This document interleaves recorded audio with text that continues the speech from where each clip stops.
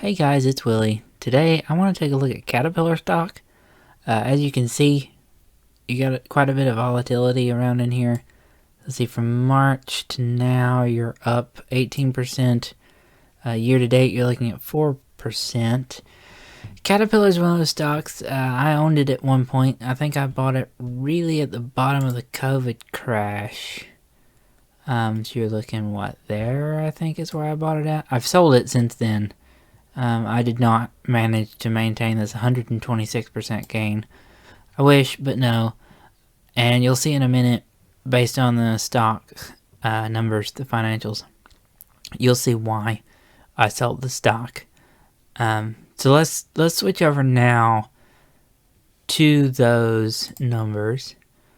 Caterpillar is one of those stocks that it seems like everybody's interested in, especially when the government starts talking about infrastructure, and it's a really big name and all that stuff. And so that's why I think it's trading at this $216 up to where it is now. But I don't think that's justified. Simply put, the revenue is down over the past 10 years. Really, even if you give it a best case scenario, it's flat. I mean, even if you go from this 55 number to the 50 number, it's still flat. Net income, much of the same thing, flat over the past 10 years. Free cash flow has grown if you use this 2012 number. If you use the following year's number, you're down. So I wouldn't give a lot of weight to the 17%. Shares, however, something that we like to see, shares coming down. This is good in the sense that the company is rewarding long-term shareholders by buying back their shares. However, Caterpillar being as grossly overvalued as I think it is, I don't think it's a great idea for the company to be buying back shares at this elevated price level. I think, in fact, they should be issuing shares since they're overpriced. So really, let me clarify something here because I feel like I get a little confusing sometimes. We want shares going down. That rewards us as shareholders. That's what we want to see. But we want to see that in an undervalued company, which is what we're looking for in the first place. We're looking for undervalued companies that are buying back shares. That's good.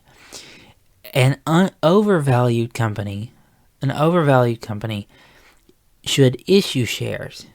We don't want companies to issue shares, and we don't want overvalued shares.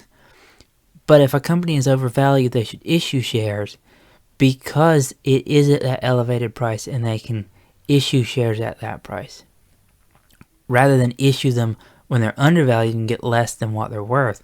You're going to buy them back at less than what they're worth. Just like we're going to buy them. The company should be buying them too. Anyway, hopefully that cleared up any confusion. EPS and free cash flow per share, it's going to be the same thing, really. You're going to see an increase over time just because the shares have come down, whereas the underlying numbers are flat. I mean, you can buy back shares all day long. If your numbers are flat, there's a problem, especially with inflation. If inflation is going to be high, a company should be able to increase its revenue at least with inflation. Otherwise, you've got issues. Assets, not a whole lot to see here. Flat, pretty much. A lot of 78-ish in here. But there they are, if anybody's interested. Dividend, Caterpillar does pay a pretty solid dividend. If I'm not mistaken, they're a dividend aristocrat. They've raised their dividend for at least 25 years consecutively. They've not cut it since then. I'm a bit concerned about this dividend, if I'm honest. I don't think it's a big issue, but I think when you're increasing your dividend over time, your net income and your free cash flow, especially your free cash flow, needs to be increasing over time. And like I said, if you use 2013 to 2021, it's not going anywhere. So I'm worried about the dividend coming up faster than free cash flow. Maybe a bit of a problem there. Total debt, good thing I like to see with this debt is it's remaining relatively flat. They're not taking out a lot of debt. But there it is. Cash, not a whole lot of cash on hand. $9 billion right now. This is increasing. That's a good sign. Net debt, so total debt minus our cash, you get the net debt over here. You know, not great, especially when compared to free cash flow. Free cash flow of 6 billion to almost $60 billion in debt.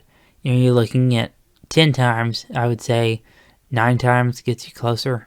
So 9 times debt to free cash flow. So it's going to take 9 to 10 years of free cash flow to pay off the net debt. That's high. That's really high, especially for a company that's not growing. That might be a bit of a problem. ROIC, strangely enough, this past year they've seen pretty good ROIC. They've done a really good job at reinvesting their capital. Right in here, I don't know what was going on. They're not doing as hot, especially here. I mean, geez, this is terrible. But average of 7.5%. So those are your financials. Not a whole lot of good things in there. So with a company where we're not seeing a whole lot of good things, we want to see low prices. PE less than 20, yes, it is.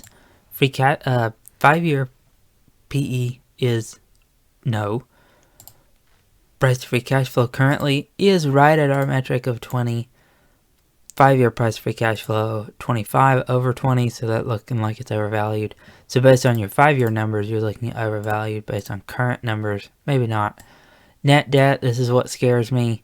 The average of the past 5 years of free cash flow, so if they just replicate the past 5 years in terms of free cash flow, you're going to take 11.2 years to pay off that net debt.